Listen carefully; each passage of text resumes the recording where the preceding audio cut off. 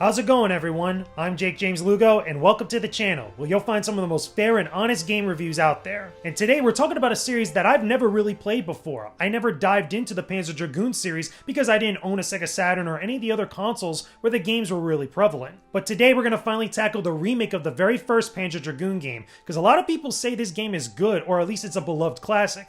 But is it actually the case? Well, let's find out together, shall we? Panzer Dragoon Remake is a rail shooter that was developed by MegaPixel Studio and published by Forever Entertainment for the Nintendo Switch in March of 2020. The game is a retread of the original game of the same name that was for the SEGA Saturn in 1995, but despite a visual upgrade and new controls, it's essentially the same game. What's weird is how SEGA really didn't have any sort of involvement with this remake apparently, even though this is a series that was created by them. I tried looking around for any sort of info about SEGA maybe having some sort of influence on this, but I couldn't find anything. Anyway, Panzer Dragoon is set thousands of years into the future. Large-scale wars between humans have ravaged the planet pretty heavily. This is mostly due to the use of biological weapons during warfare. One nation known as the Empire discovers a large black tower that enables them to control monsters and grants them access to very powerful weapons, allowing them to conquer most of the planet. Not everyone was okay with this, however, and some people decided to take up arms against the Empire and fight back, which led to an ongoing struggle between the two factions. This brings us to our hero, a nameless hunter who finds himself caught up in the middle of the struggle. In the Japanese version of the game, he is known as Keel Flug, so we'll just call him that for now. Keel witnesses a rider atop a blue dragon fighting an enemy dragon in the air. The rider is shot down during the battle and flies down to Keel afterwards. Using a psychic connection before he dies, the rider warns Keel about a great danger that's incoming and urges him to not let the enemy reach the Black Tower. After mounting the armored blue dragon, Keel flies off to fulfill the rider's last request and stop the enemy from reaching the tower. Overall, the cutscenes in here are pretty rough, even for a remake with seemingly better visuals. The plot is a decent setup to get you into the air and start shooting things around you, but to me, it's very shallow compared to other gaming stories out there. But does this bring everything together to make a fun and interesting game that many consider to be a classic?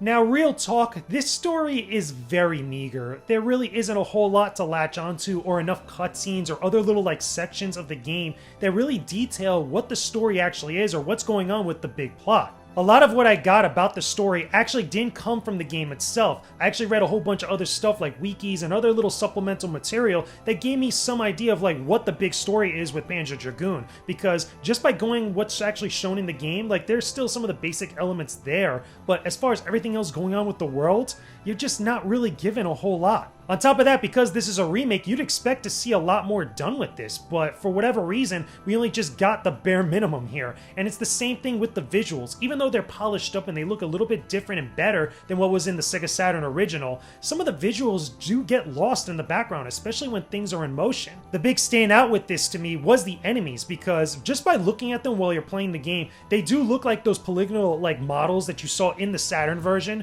but when you actually look at the concept art and some of the pre-rendered models that were all put together for this remake, they look a whole lot better, but I just don't see that while I'm actually playing the game. Everything just looks so messed up and kind of maybe put on with a filter or something, but they don't look like how they're supposed to look like. They just still look kind of basic in nature.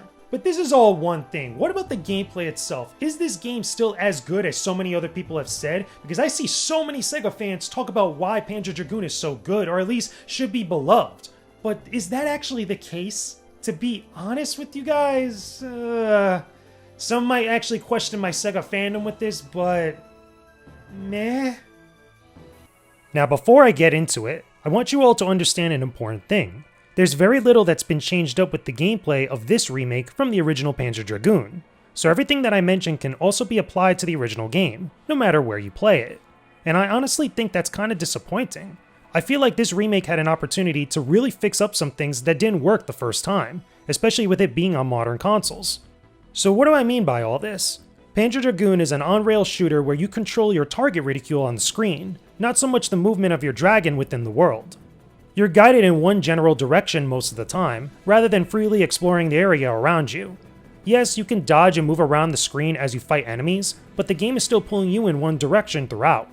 There's a bright and beautifully lush environment to look at around you, but most of the time your attention will be focused on getting your target reticule to lock onto multiple enemies in the distance. You can use your blast to destroy any and all enemies that come within your view, with the lock-on being a guided shot. But that's my first big issue with Panzer Dragoon. You could just auto-target everything within most of the game. There's very little reason to aim at something when you could just lock onto it. And you'll want to do this often because enemies that come at you from all sides could be very difficult to see on screen. Some of them are just too small to make out from the backgrounds, while others are moving around too quickly between the sides of your dragon. And that's another thing that pops up. The camera could be super annoying. Switching views to look at different sides of your dragon is necessary, but can be very hard on the eyes while in motion. Don't get me wrong, I totally understand why this was built that way, but it ends up feeling janky. It can be hard to see things pretty clearly. This is especially true in boss fights when your target likes to move around from side to side and you're forced to switch the camera around constantly.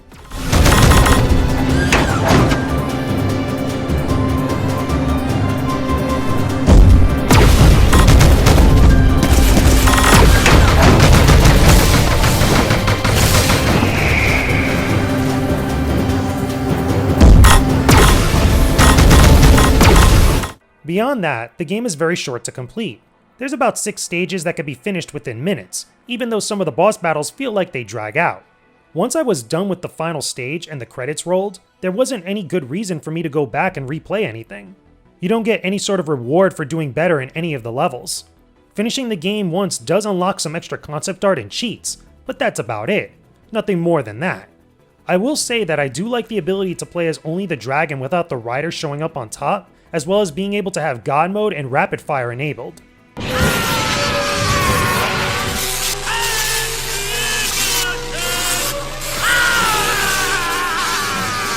And yet, by the time I was done with everything, I didn't mind letting go of my time with it. The game just didn't make enough of an impact on me to be memorable or make me want to keep on playing anymore.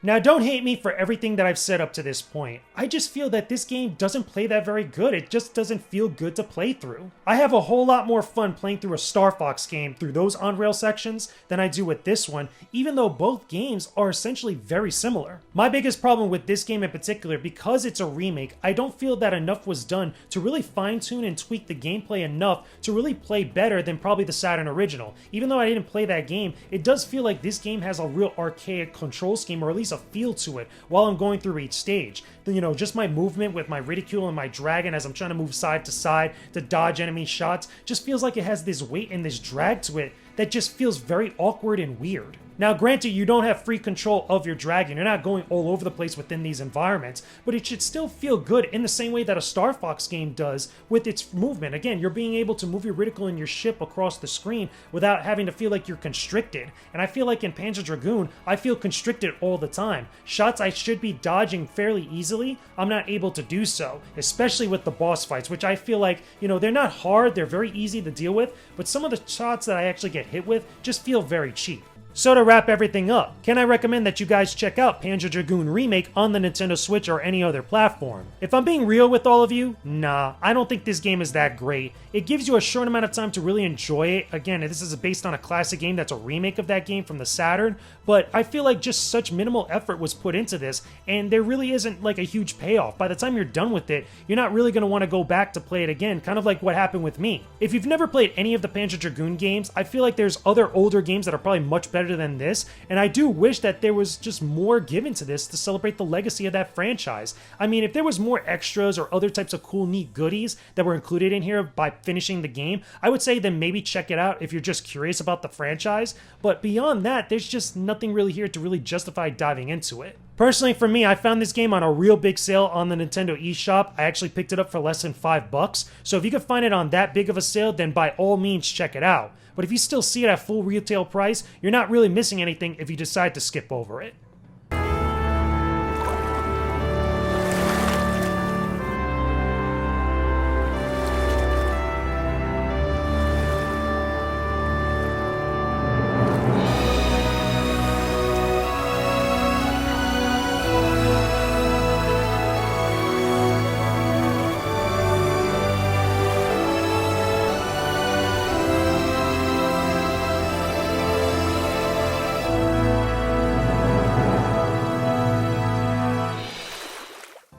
And there you go, everyone. Those are my thoughts about Panzer Dragoon Remake on the Nintendo Switch, and also for all the other platforms, even though I played it on Switch. I mean, I'm glad I got to play this. I love dragons. That's just kind of my thing. My whole Chinese zodiac is a dragon, funny enough.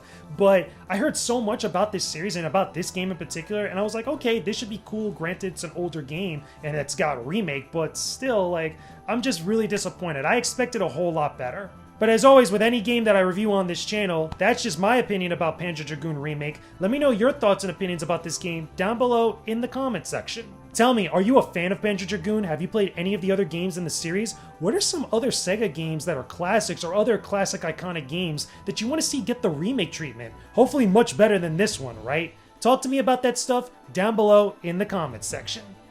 Thanks a bunch for watching the video. I really appreciate it a ton. I'll have more videos for you to enjoy here on the side that I know you'll love. Make sure you subscribe to the channel and hit that bell icon too. Don't forget to visit my Patreon linked below for early access to new videos every week, and join the Discord server too. It's linked in the description box below. You'll definitely love being a part of it. Thanks again, peace out, and stay epic, everybody.